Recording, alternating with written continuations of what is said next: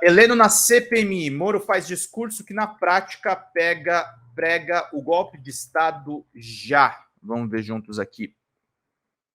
Senador Sérgio Moro do União Brasil expôs na terça sua natureza golpista sem meias palavras. Mais ele do que o general Augusto Heleno, que com seu depoimento detestável defendeu o suposto direito das Forças Armadas à quartelada. Vamos ver.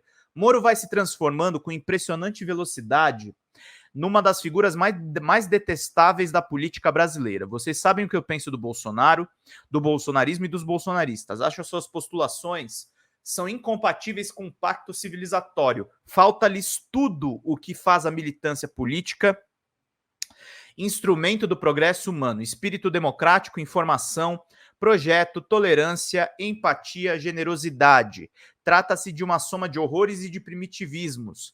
Avalio que Moro, cujo mandato, creio, está com os dias contados, consegue ser pior, mais abjeto e mais desprezível.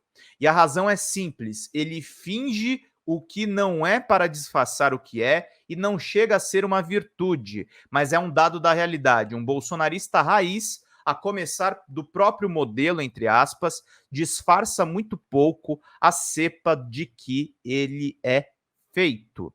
O discurso de Moro é mais fingido, ele simula falar em nome das leis, tenta, é bem verdade, que a gramática não ajuda, fazer com que a antiga experiência de juiz lhe empreste um certo ar de gravidade, como se anunciasse, olhem, eu não sou um desses histéricos do PL, um desses moleques irresponsáveis que falam o que dá na telha. Eu sou aquele que já se ofereceu como paladino do combate à corrupção. Vamos ver juntos aqui. Considerem, alguns arruaceiros de quinta série que hoje estão no Congresso são mais são o resultado do que a causa de um dano colossal. No que respeita a Moro, a coisa é bem distinta. Ele está na origem de muitos desaris da razia que foi submetido o país. Que tenha uma visão de mundo golpista, bem, eu jamais duvidei disso. Afinal de contas, um juiz que combina procedimentos com um órgão acusador está golpeando o devido processo legal. Sua atuação à frente da 13ª Vara Federal de Curitiba está sob investigação do Conselho Nacional de Justiça. Voltemos a esta terça. Inconformado com o que considerou o tratamento desrespeitoso de parlamentares da base do governo com o general Heleno, resolveu sair em sua defesa. Não que ele se preocupe sempre com a honra de um fardado da reserva que se senta no banco dos depoentes. Os bolsonaristas tentaram triturar o general Gonçalves Dias e é claro que o senador, por enquanto, não levantou a voz em sua defesa.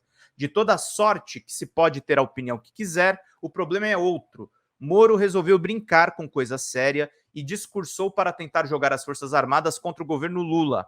Mas, mais do que isso, ele efetivamente tratou os militares como se fossem um poder moderador. Transcrevo um trecho da sua fala.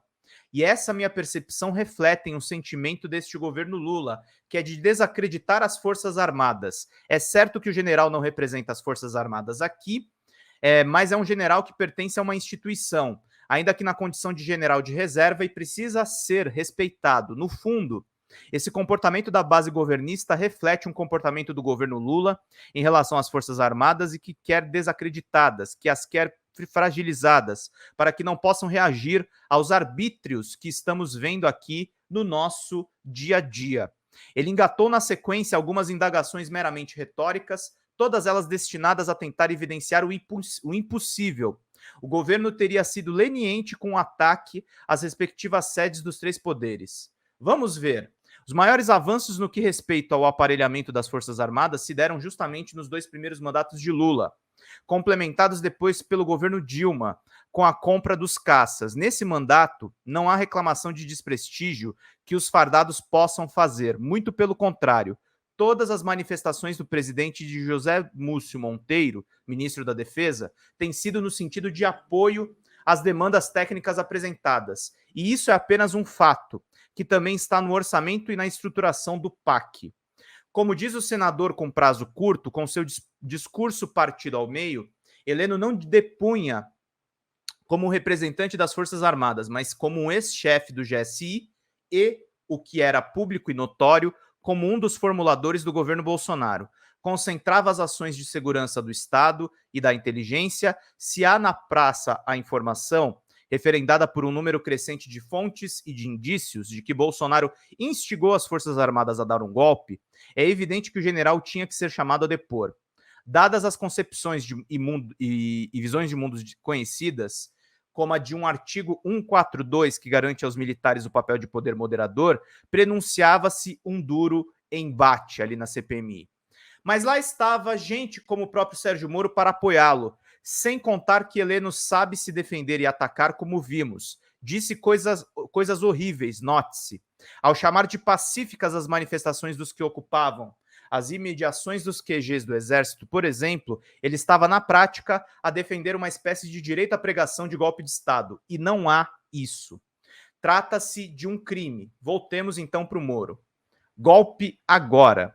Releiam a sua fala. Além do claro propósito de incitar os militares contra o governo, Moro acusa um esforço deste para afetar a credibilidade das Forças Armadas para que, uma vez fragilizadas, não possam reagir aos arbítrios que nós estamos vendo aqui no nosso dia a dia. Entenderam?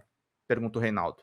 Reagir aos arbítrios. Moro está dizendo, então, que os militares, sem que sejam nem mesmo convocados por um dos poderes, como dispõe, aliás, o artigo 142, podem agir de moto próprio, por sua vontade, para pôr fim a supostos arbítrios que nós estamos vivendo.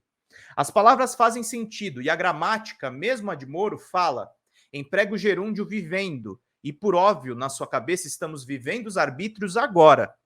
Se assim é, e se ele se atribui aos militares a competência que não tem para interferir na vida pública, e fica claro que está se referindo ao governo Lula, então só se pode concluir que vê motivos para uma intervenção armada, que também recebe o nome de golpe de Estado.